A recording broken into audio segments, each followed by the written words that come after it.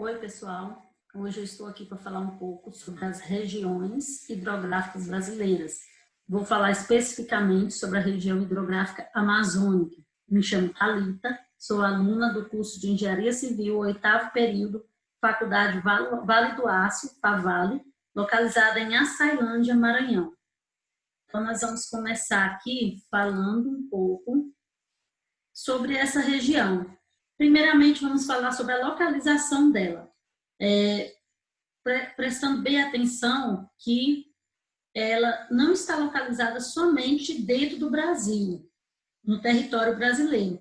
Ela também está localizada em algumas porções de território do Peru, da Colômbia, do Equador, da Venezuela e Bolívia. No Brasil, ela se encontra em 7 estados, que são o Acre, Amazonas, Roraima, Rondônia, Mato Grosso, Pará e Amapá. Então, ela se compõe dentro desses 7 estados no Brasil. Aqui na imagem a gente pode estar vendo um pouco sobre o principal rio, que é o Rio Amazonas, e aqui mostra um pouco da onde ela está localizada, né? Onde está passando essa localização dessa bacia amazônica.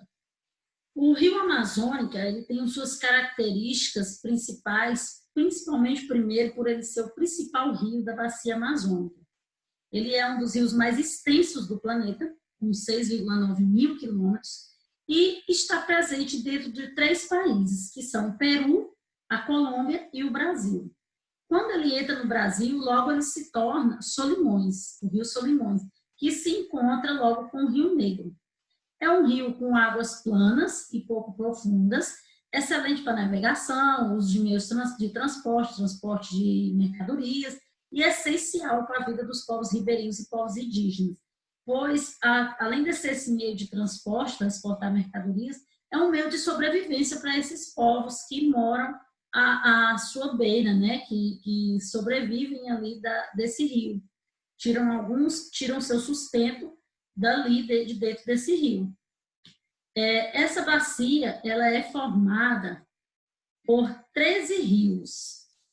Os 13 rios principais dela é o Rio Amazonas, o Rio Solimões, o Rio Negro, o Rio Xingu, Rio Tapajós, Rio Jurema, Rio Madeira, Rio Purus, Rio Branco, Rio Juruá, Rio Trombetas, Rio Uatumã e Rio Mamoré. Aqui no mapa a gente pode ver a localização de cada um pela numeração que está aqui na legenda. Então aqui nós temos a localização do primeiro aqui, que é o Rio Amazonas, que está localizado no Amazonas, e aqui mais outros. O último aqui, o 13, o Rio Mamoré, ele está localizado praticamente já fora do Brasil. A bacia amazônica é a maior bacia hidrográfica do planeta, com 3,9 milhões de quilômetros quadrados só no Brasil. Lembrando que ela não faz parte só do Brasil. Cerca de 7 mil rios compõem essa bacia. Ela tem um amplo uso para navegação, como eu já citei anteriormente, e tem uma coisa principal nela, ela tem o maior potencial hidráulico disponível de todas as bacias que existem, ela tem o maior potencial. Seus principais afluentes são os Rio Negro, Rio Madeira e Rio Juruá. O Rio Negro ele é o maior afluente da margem esquerda do Rio Amazonas, que é um rio de água negra mais extenso do mundo. Por isso o nome dele, Água Negra, por isso Rio Negro, porque ele tem uma água bem escura, que como você vai poder ver aqui na imagem, ele tem a água bem escura, a gente não consegue estar vendo, não é uma água translúcida, né? E o Rio Madeira, que recebe esse nome por ficar em frente a uma cachoeira chamada Madeira, e ele é a junção de 2 rios, o Rio Mamoré e o Rio Guaporé. E nós temos o Rio Juruá, que ele nasce na Serra do Cotanama, e tem a 453 metros de altitude. É o rio mais sinuoso, com 3.283 quilômetros de extensão. Olhem aqui nessa imagem aqui, ó, como ele é bem sinuoso mesmo. Podem ver o contorno dele aqui, é bem sinuoso, bem cheio de curvas, né? Aí nós temos aqui, onde nasce esse rio Amazonas? Ele tem a origem lá no Peru, lá no rio Apurimac, no alto da parte ocidental da Cordilheira dos Andes, no Nevado Misme. Ele é um rio misto, quer dizer, ele é nival e fluvial, quer dizer, ele não vem ou só de descongelamento de neve, de geleiras, ou só de água de chuva. Ele tem esse misto, porque nival quer dizer que são águas, é rio abastecido por água que vem do derretimento das neves, das geleiras, das cordilheiras. E pluvial é porque eles provêm de águas da chuva. Aqui mostra, ele nasce aqui no Peru, passando aqui por toda a extensão do Amazonas, passa no Pará, certo? Ele passa nessa extensão toda em vermelho aqui. Ele deságua no Oceano Atlântico, junto ao rio Tocantins, no delta do Amazonas, no norte brasileiro. O rio Amazonas, ele é responsável, porque ele descarrega no Oceano Atlântico 20% de toda a água doce que chega nos oceanos.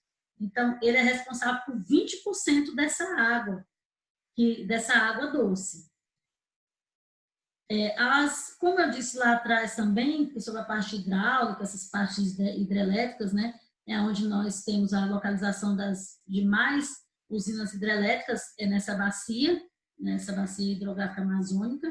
Primeiro aqui eu posso citar a usina hidrelétrica de Samuel, que é construída no Rio Madeira, no Rio Amazonas, afluente com o Rio Madeira, quer dizer, tem uma potência de 216 megawatts, lembrando que 1 megawatts ele equivale a 1 milhão de watts, e ela tem 216 megawatts.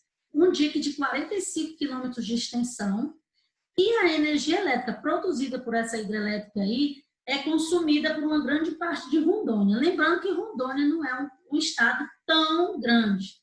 Então, ela tem uma produção para segurar, conseguir abastecer uma grande parte do estado de Rondônia. Nós vimos com a usina hidrelétrica de Balbina, que é localizada no rio Uatumã, no Amazonas.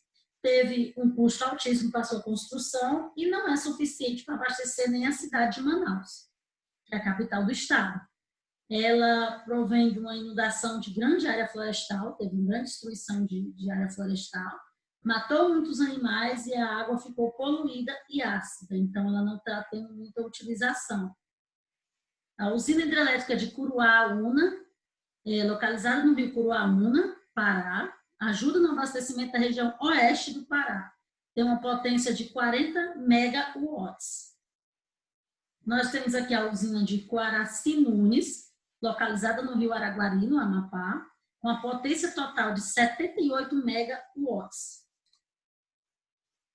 E aí nós vamos ver da onde se origina, da onde começa da onde nasce a bacia amazônica, né? Ela tem um centro dispersor. O que é um centro dispersor? É um divisor de águas, uma região de altitude elevada, onde pode se encontrar a nascente do rio. Ao norte, o centro dispersor, nós temos o Planalto das Guianas, ao oeste, a Cordilheira dos Andes, e ao sul, o Planalto Central. Agora, gente, finalizando aqui, eu tenho uma curiosidade para mostrar para vocês. É a pororoca. A pororoca é um fenômeno natural caracterizado por violentas ondas que são formadas pelo encontro das águas do mar com as águas do rio. A pororoca, elas são ondas muito altas e violentas. As ondas podem chegar a ter 6 metros de altura e uma velocidade de 30 quilômetros. Então, ele é um encontro. O que acontece? É o encontro do mar com o rio. Por isso dá essa violência toda.